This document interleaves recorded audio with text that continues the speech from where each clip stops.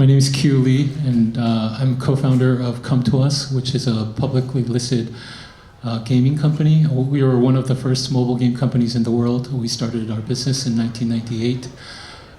We recently started investing a lot into the entertainment space, so we formed a venture capital called Crit Ventures. We have an entertainment fund, a gaming fund, and also a Web3 fund. Hi, I'm John Smedley. I am the CEO of a stealth startup called Fusion Point Studios. We are making a awesome free-to-play Web3 based shooter. Really excited to be here. Hey guys, my name is Anton, founder, CEO of Helika. We're focusing on analytics, on data analytics, specifically on Web3 games, which we think is a conduit to many of the other apps that are building on top of Web3. So we've been around with the company for about a year and a half, about 50 people, mostly Canada, US, and growing rapidly in Tokyo and Seoul, Korea. Awesome, thank you guys. Let's get into it. So Web 1 changed the way users could consume information, right? They were able to now, at their fingertips, access news, access the internet, right? Encyclopedias of information. Web 2 changed the way we engage with that information. We can now publish it ourselves. We can contribute to social dialogue, upload our videos, our pictures, our thoughts. Web 3 introduces digital ownership for consumers, digital assets. What does that mean for consumers? How does that change the way consumers interact with brands, with products, with each other? This is for anyone who wants to take a first step. From my perspective, it changes a lot because ownership is something that, when game players are used to this, some of these game players play games for, look at how long World of Warcraft's been out, for example, and they acquire stuff in these games. And the idea that they own that stuff and then can do something with it, they can sell it if they want to, they can hold on to it, they can collect it. And I think that's been a main part of gaming for a long time. And now we're able to transfer that into the real world. Via Web3. And for me and for the kind of games that I like to make, it's a dream because we get to make something that really conveys that ownership in a really material way. Yeah, looking back, I think initially we were doing package games back in the days. And then when free-to-play came around, I think no longer became games as a product. Now it's games as a service. Like most of the top games right now running have been consumed for decades. I think there are a lot of games that people have been playing for more than 10 years. Now, since COVID, also if you look at your lives, you're spending more and more time online. And so your needs to own things in the physical world, it's not your needs to own things in the digital world has become as important as owning things in the physical world. So I think this is a very, it's a big revolution for the whole industry. I think Web3 provides so many tools. I mentioned there's more than 10 dials that the new dials for game developers to play around with. I think it's just too many dials that we're playing around that we don't know where to start from. But it's definitely a big innovation, and I think we're taking a very step-by-step approach to unlock the real potentials that this will give us in the future. And also from the, totally agree with everyone, but from the game developer's perspective, because of some changes to advertising, IDFA, etc., it actually gives an opportunity, Web3, for the smaller developers to build proper games as well, new revenue streams, ability to publish in different ways, bypassing in many cases Apple and Google and some of the other platforms as well. So I think both consumers and developers win because of Web3. Awesome. So this one's for you, John. With your extensive experience in gaming, you've seen sort of the evolution in the industry before Web3 and now within Web3. How has kind of the history of gaming evolved, and now why is Web3 the right next step for game players, and what does that mean for game experiences? So I start with the term Web3, which I hate. And the reason I hate it is it doesn't, everybody I know that's in gaming, they're like, what the hell is Web3? Is it a website? I don't know. But that's what we're stuck with. What I would say is I view Web3 as an evolution of something that started a long time ago. For example, in the early 2000s, you could play WoW or EverQuest and actually get items and sell them for real money. There were plenty of sites that did that. I know, they were the bane of my existence when I was a CEO back then, but I also saw them as the future. And it's very interesting to see that ownership having evolved. You see it evolved with things like Steam Marketplace, where players of Steam games can buy and sell items they acquire on Steam. When we launched the first Battle Royale H1Z1, when I was running Sony Online, the take-up was immediate and huge. People are selling for a lot of money, and then there's always ways to get that out of that closed ecosystem. What I see Web3 being useful for is a legitimate way for people to truly own stuff and do what they want with it. And I think that's very powerful. And for that to be a legitimate way for games to allow their users to actually go out with the things they have, even out of your own ecosystem, that's powerful. That's really powerful. Awesome. And just building on that, to follow up for anyone on the panel, how has Web3 gaming evolved over the last several years? Obviously, it kind of began with the play-to-earn meta. There's been a lot of changes and a lot of new approaches being tested. What's happening in Web3 gaming today? Yeah, I mean, I can kick it off. So we work with about 50 different customers at Helika, helping the teams to build the games, and we also run incubators. So we see top of the funnel what's coming to the market in the next couple of years. So I think we kind of passed the V1 of the Web3 games. I think the teams that are building in US, but also in Asia, they're really coming up with a very complex game mechanics, game economy. So something that will hit the market, later on this year. Very bullish on it. And some of the teams are also deciding to not necessarily even to list the token. They actually focus on the proper utility, if you will, but super bullish. Latest example on the mini games would be Telegram. I think Telegram is pushing the boundaries there a bit. Yes, clickers, pretty basic, but at the end of the day, those guys have been able to attract a lot of players and to monetize it now through advertising, etc. So I think what Notcoin and Hamster Combat and other companies, 2.0s of them, will make a big change next year. Yeah, I think in a traditional gaming company's perspective, I think one of the things that we wanted to do was move the existing user base that we had from Web 2 to Web 3. So we took a very Web 2.5 type of approach where we would just add a small layer of Web 3 economy and slowly educate the users and see how they convert from Web 2 to Web 3. That was the approach that we took. But also looking at the market, there were actually a lot of Web3 purists who were setting up like extremely high entry barriers where you had to purchase an NFT in order to play the game. And they would play a lot with play-to-earn mechanics around it. I think now the industry has learned from both angles that both angles are very important for the Web 2 companies. Now they're noticing the importance of marketing and also building value around the token. And also, I think for the Web3 users, I think Web3 game developers, I think they're learning that it's very important to have a much more wider adoption by enabling these NFTs to be free at the beginning or start with a free-to-play type of approach and then slowly migrate them over into Web3. Awesome. Yeah, and you're alluding to just some of the challenges in Web3 gaming, both with the approaches that have been taken, but also I think with consumer adoption, right? Often Web3 gaming has gotten a little bit of pushback from traditional gamers. I'd love to hear all of you kind of expand a bit more on some of the challenges that this new iteration of Web3 gaming has faced from the consumer perspective, and what strategies, what tactics have companies taken that have been successful in kind of bringing more people into the Web3 gaming space. Yeah.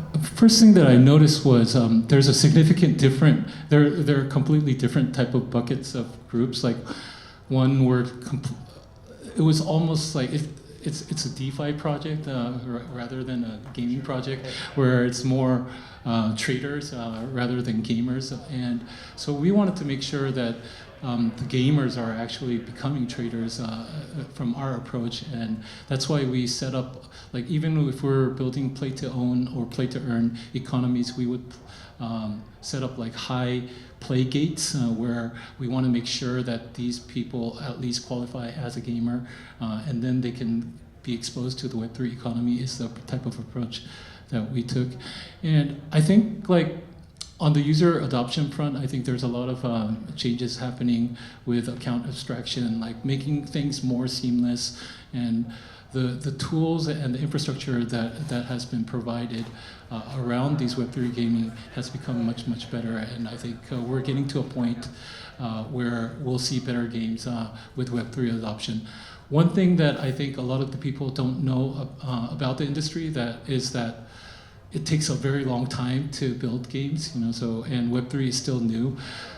For our company, an average game that we develop is developed by maybe a 100-man team, and it takes about 4 to 5 years to develop them. So most of the games that we develop, ever since we learned about Web3, are still not even done yet. So I think it's still very, very early. The games that you're seeing right now that have already come out are less of games that were developed by serious game developers. And I think with teams like John, I think you'll see more and more of these type of games coming to the market. It's fun. It's painful getting into crypto. Most of the people in this room have done it already, right? And you got to go through KYC, and most people I know think that's some kind of vegan chicken or something. Like, they don't know what this is. You put this stuff in front of players, and if you put it in front of their faces too early, we don't want them to be scared off of the game. So the approach that we're taking is that it's an optional experience, and we believe that the first time you and your buddy are, on a raid in our game, and both of you come back with a Vanta Black gun skin for your AK-47, and one of us sells it for $500. We think that's the best way to get people into it, and get them in slowly, get them into, don't put the wallet in front of them at first. So we hope we're going to be successful with that, but our belief is that the migration of regular gamers to the Web3 side is going to be a natural thing, and it'll be just a part of the community that grows over time. Yeah, totally agree with that. And like you mentioned as well, I think we need to recognize that there's 2 different type of audiences, or multiple type of audiences in Web3 players. Somebody who is DeFi, trying to make some money, chasing the kind of mini gambling experience, using a gamified way to do that. And there's like players themselves, somebody who plays Counter-Strike, Halo, whatever the case is. And it's 2 different approaches how to target both segments. I remember when Ubisoft announced they're moving to Web3. If you follow crypto Twitter, this divide between the 2 audiences was very apparent. People were saying, how can a big player move in? But you know what, the guy's building a lot of different titles now, and I think they'll crush it. Yeah, it really reminds me of the early days of like social gaming, like even when you mentioned like Hamster Combat, like these are like what, if you look back at when the early days of like Zynga games, like everybody in the game industry didn't look at them as games, but I think there were a lot of things that can be learned from those type of industries. The free-to-play adoption, the wide mass adoption, and also the social graphs that they built into the games. I think these things are slowly being put together, like in Web3, and that's why you're seeing a big mess right now, because it's progress right now that you're seeing. It's not where we're going to end. It's early days. I think when YouTube was launched, the first half a year or so, it was videos about the pets or the dogs. If you look at Solana coins, I think top 10 is about the cats. So that indicates it's early days. How much do you guys think about how generations play into this? I think a lot about Roblox and how kids these days are asking for, instead of asking for Barbies or Hot Wheels, right, they're asking for Robux, a digital currency, right, that they can then go spend in a virtual world. They're introduced to these kind of Web3 concepts earlier and earlier. How do you see sort of the generational, how do you see Web3 being adopted by some of these younger generations? Is that something you guys think about in Web3 gaming, or are you mostly focused on sort of the core crypto audience that's perhaps more millennial? So I got to be honest with you, generations have been a thing in gaming forever, and the term kids these days is multi-generational, and I guarantee you our parents thought the same thing about our music. From my perspective, what's obvious is the advent of mobile has greatly changed the gaming audience. It's expanded it. It's much more 50-50 gender split, for example. The kind of games that I'm making are more like 97-3, right? With most men playing the kind of shooters that I make. But I think with Web3, what it's coming down to is older people, and we are seeing this in Congress right now, older people, Elizabeth Warren, just for example, are very distrustful of it. And what you're seeing is, as these things are introduced, there's a gradual adoption of it, but I think that you're going to see a hell of a lot more younger people participating in the Web3 part, would be my best guess. And I think that's going to be a good thing, because there's a lot more coming. Oh, go ahead, Anton. Yeah, I mean, I can chime in, and Q, you probably know this better, but depending on geography, right? So if you look at Korean market, Japanese markets, crypto is very well adopted. I would say in many cases compared to US. Europe is kind of in a gray zone. But you go to Seoul, crypto is everywhere, right? Like payments, games, everywhere. So it really depends where you're doing your business in. Anton, you have a very interesting position in the market, providing sort of data and analytics to a whole host of game studios. From that position, I'm sure you're seeing a lot of innovation around how builders are using customer data, customer information, analytics around consumer behavior. What are you seeing as your customers innovate with the data and analytics you're providing? Yeah, I think for some context, many people think of games as the creative exercise. It is a fun, it's about the fun and engagement, but second half of the games is all about mathematics on the back end, right? How do you track the right players? How do you retain them? How do you monetize them and things like that? So I think as Gen AI really shortens the life cycle of the game development, it's faster to build new games. It used to be a couple of years, now maybe it's a year, etc. I think more and more teams relying on iterative testing, essentially A/B testing when launching a game, right? So it used to be that, hey, you have the game, then you have the magic reveal party at some point and see if people like it or not. Now there is a lot of alpha, second alphas, betas, etc. And so you can attract 1,000 players. I don't have to explain to you guys. You can attract 1,000 players, see how engagement numbers are looking, which features in the games they like, which they don't like, shuffle it, put it back out. So it's really iterative development, relying on the data and analytics in the first place. Awesome. And Q, from a VC perspective, you've been investing in this space for a long time. How are you seeing the current sort of Web3 gaming landscape from an investor lens? It's very tricky. I think as the product developer inside me says we have to take a very long-term view, but I think the VC point of view with the LPs that we also feel like we have to do quicker financial returns. I think a lot of the LPs who invest into VCs are looking for shorter-term returns. Like everyone, they're not as patient as they used to. So I think that if the traditional investors were looking at 8-year returns, I think the investors who are looking for token returns are looking at a much more shorter horizon.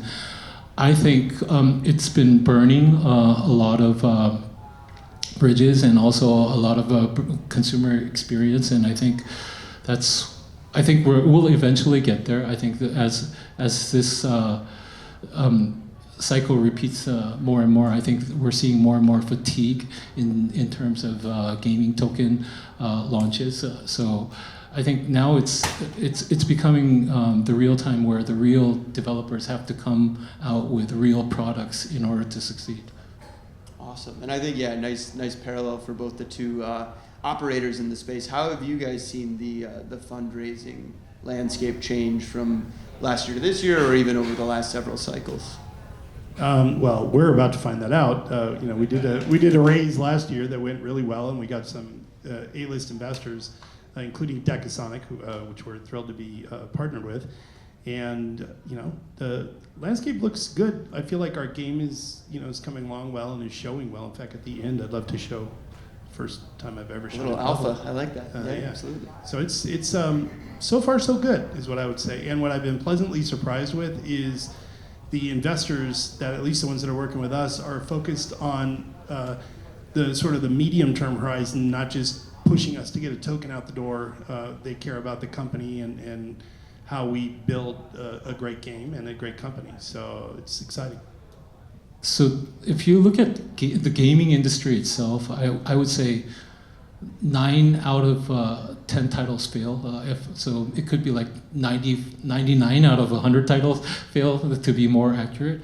So it's so interesting where, like, as a game developer, you kind of don't want to launch your game to keep the token price alive.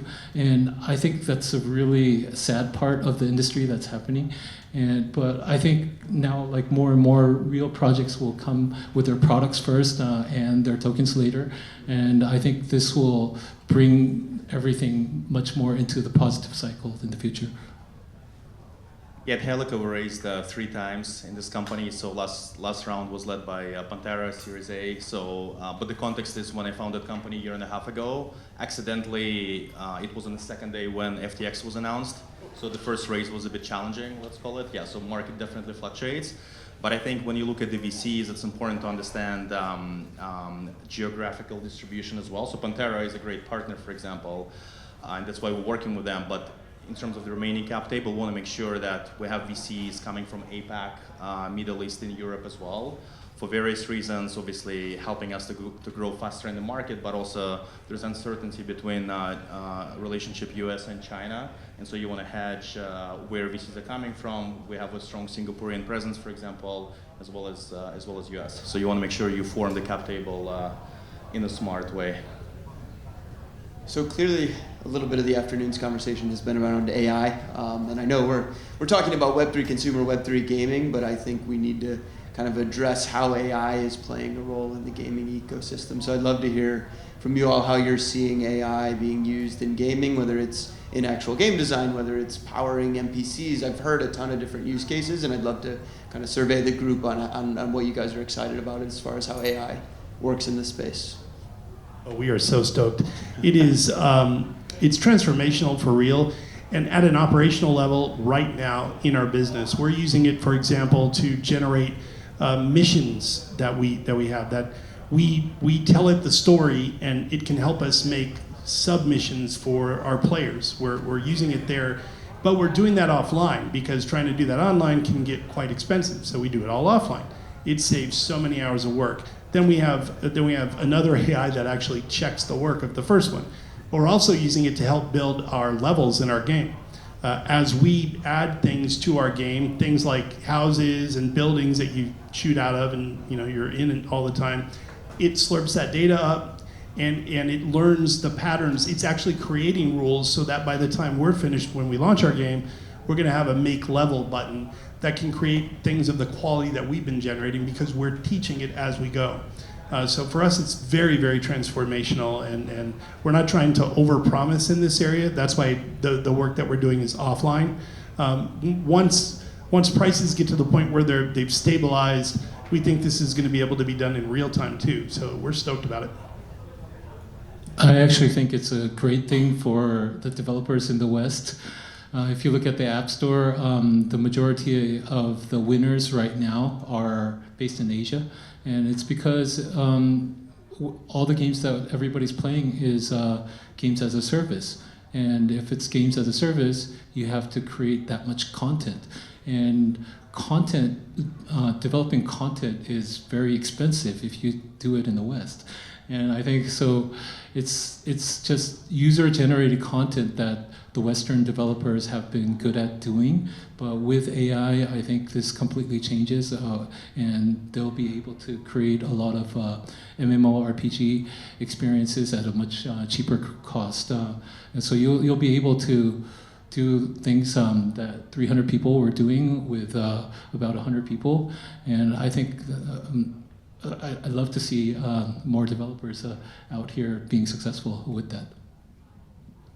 Yeah, I mean, it's interesting when people talk about AI. Like for us, AI is just embedded into what we do, right? So whether it's predictive analytics or an actual ML models on top of that, multiple use cases. I mean, in terms of Web3, last year everyone talked about user acquisition, how can we get more users on board. I think partially Telegram and other platforms can solve for that. So the next question is, how do you drive engagement, right? And so when you think about, for example, play-to airdrops or rewards distribution mechanism, so we have a product called Engage, which programmatically takes a look at who the player is, what are they looking for, which are the games they play. And for example, you might get 5 points, I might get 2 points. So it optimizes the marketing spend, if you will, programmatically. And that's done on the back end with some ML models. Yeah. Talking about marketing dollars, I think that's a very important part. If you look at the current industry, current revenue that you're generating, you give 30% to the app stores, and then you give another 50% to the Facebook and Googles of the world. And I think that's been a very unhealthy thing for the gaming ecosystem, because all the costs that we're burning and all the revenues that we're making are actually going to the ad companies. But now with Web3, we'd rather distribute it back to the users. I think that would be a big thing. And also with the help with AI, I think if we can get much more smarter on the user acquisition and pay less and maybe analyzing the data, target the whales ourselves, I think that would be a much more effective way to grow our community. Awesome. All right, so one last question, and then we'll turn it to the audience. I think it's no doubt that building Web3 consumer apps is hard, right? Whether it's from NBA Top Shot, whether it's Starbucks Odyssey, whether it's Axie Infinity, mainstream adoption has consistently been like almost about to happen, and it hasn't happened yet, right? So for anyone in the room that's building Web3 consumer products, what advice would you have? What have you all learned throughout your time kind of building Web3 consumer products? Just leave us with some parting advice before we turn it to the audience. Yeah, it's a tough one. For example, when I started building Helika, we had the choice whether we should be focusing on a data product, on DeFi or gaming. Gaming was not an obvious choice at all.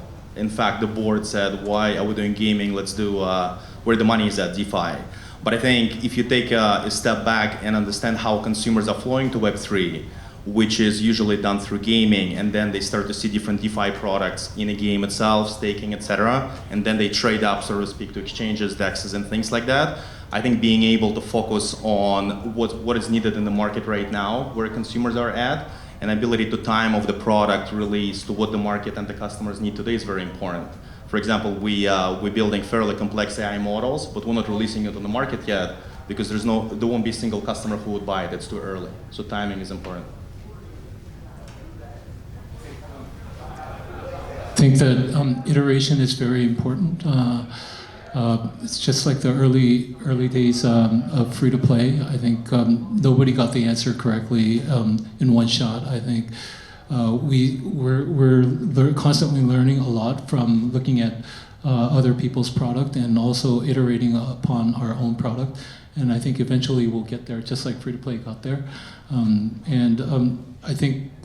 think all of these experiences are not wasted, just like the early days of mobile too. Everything was broken back then. The distribution was broken, the devices were broken, the user experience was completely broken, but App Store kind of put all of this together. I think we're eventually going to find that answer, and it will be through a lot of iterations. So meeting customers where they're at, iterating, experimenting, learning. John, anything to add? Or? No, in fact, for us, it's like the early days of free-to-play, where it's a lot of fun to experiment, and we're excited to get the game in front of people, and that's where we focus the most of our time, is on the gaming side. Mm-hmm. We think our ideas will resonate because we're simply giving players the ability to own things and to do things within our game with the things they acquire and the tokens that can be used in many places in our game. So, where they're at, iterate and learn, and build games that are actually fun and enjoyable for users that have Web3 extras. Let's show the trailer. Let's show the trailer. Yeah. Okay, I don't know if the audio is going to play. This was kind of last minute. Didn't plan on it exactly, but let's just see if it works. Do ask. Please don't share the video except with your friends. Fusion not Point online. Studios.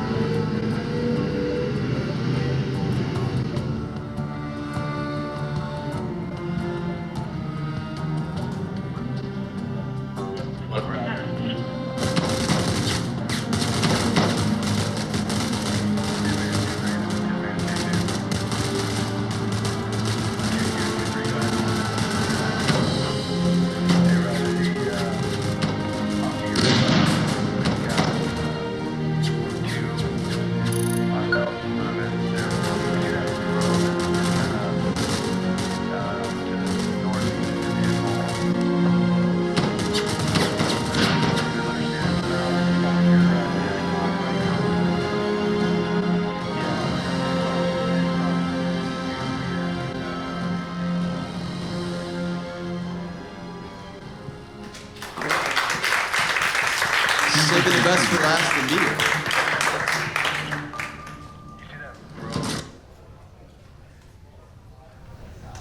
Very cool. Those graphics were stunning.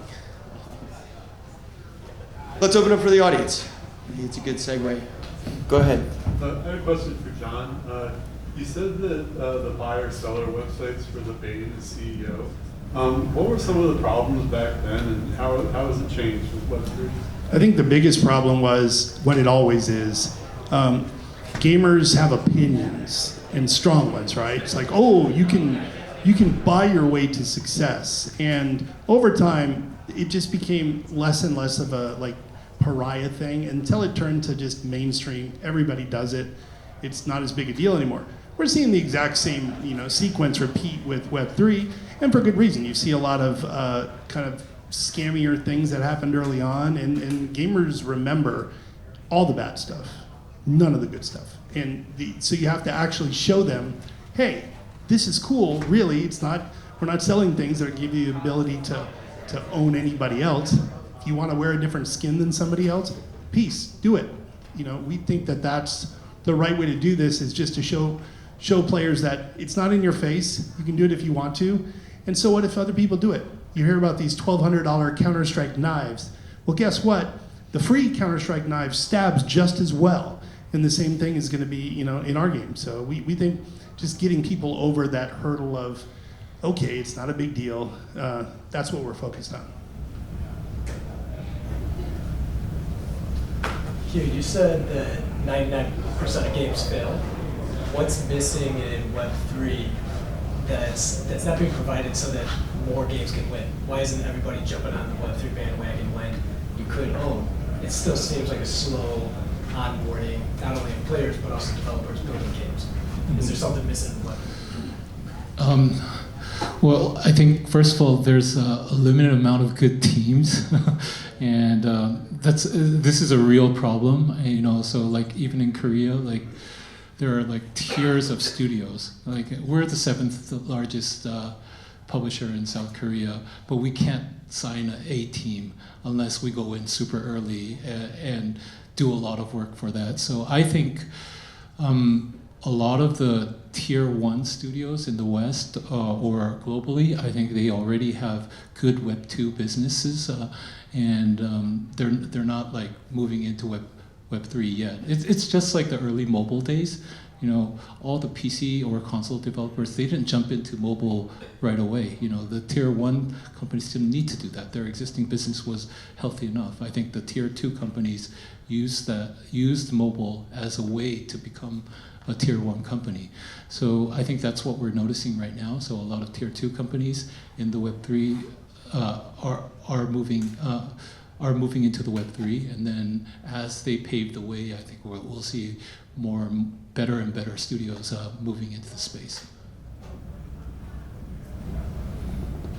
Time for one more? Yeah, why not? Yeah, let's say you see Web2 companies moving into Web3.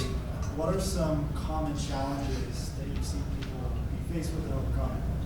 What would a Web2 company not expect as they're adding Web3 technologies or community features? I think yes, I think a lot of them struggle with the token economies and actually the token issuance. Starting from, I think there's a lot of things around the token and the nature of the token that they're not familiar with, and that's what they look for in the partner. I think on the tech side, a lot of things have been being put together, just like Helika here too. And I think those are progressing a lot, but I think the main thing where they need help is actually the token side, and then also on the publishing side, because the companies still are pretty small and they can develop a game, but they can't really publish a game. So I think help is needed on those two fronts right now. But John, you probably... I have an interesting one, hiring people. And we did not expect that as a challenge. And it's gotten a lot easier as we've got more of a game. But early on, there was some trepidation from vets in our industry, which were like, oh, I don't know about that Web3 stuff. It's kind of scammy. And then when you actually show them, you spend the time. We've had to spend a lot more time with individuals, recruiting them and educating them. After they're educated, they're like, oh, okay, this isn't what I thought it was. And so that's been a bit of a challenge, but it's getting better and better and better, and you're starting to see some good games come out. That's going to change everything. It will change the entire industry once we have some superstar games come out. That's why we're so focused on quality. Yeah, I mean, I would add to this, totally agree with everyone. I think when you think about engineers and the lack of engineers in Web2 studios that understand actually the blockchain itself, there's different languages, other things. When you start integrating Web3 elements on specific blockchain, it's actually a very big gap and usually prolongs development process materially. So we've seen a lot of challenges there. So totally game economy, tokenomics, it's challenging, yeah. Awesome. Well, thank you guys very much for an awesome consumer panel. Thank you guys for listening. Cheers.